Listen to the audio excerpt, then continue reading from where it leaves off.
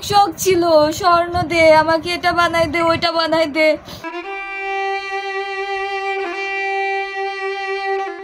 আলোচিত র্যাব কর্মকর্তা পলাশ সাহার আত্মহননের পর সামাজিক যোগাযোগ মাধ্যমে চলছে আলোচনা সমালোচনা।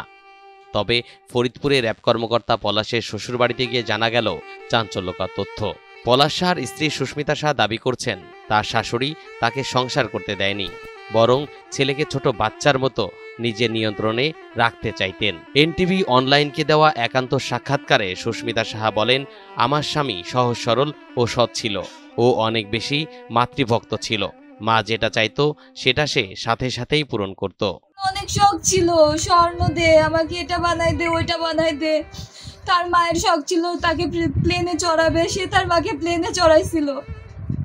তার মায়ের শখ ছিল অ্যান্ড্রয়েড ফোনের, সে তার মাকে দামি একটা অ্যান্ড্রয়েড ফোন কিনে এনে দিয়েছিল বেতন পাওয়ার সাথে সাথে। আমার স্বামী খুব সৎ ছিল। বান্ডেল থাকলে প্রতি সেনমানিতে টাকা বাঁচবে।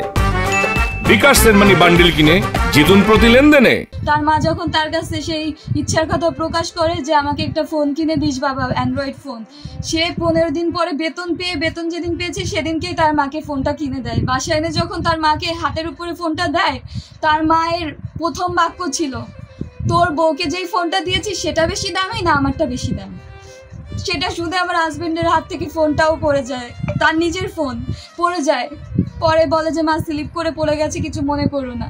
সেদিন রাতে আমার হাজবেন্ড আমাকে বলে যে দেখছো আমার মায়ের মানসিকতা কেমন।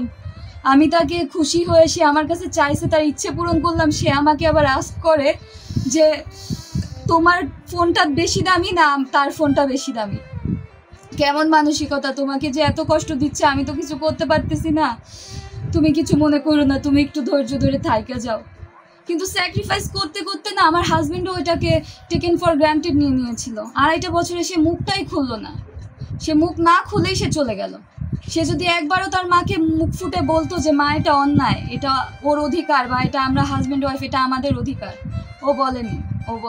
ওর মাকে কিচ্ছু বলবে না, কিচ্ছু না মানে কিচ্ছু না, এটা সবাই জানে।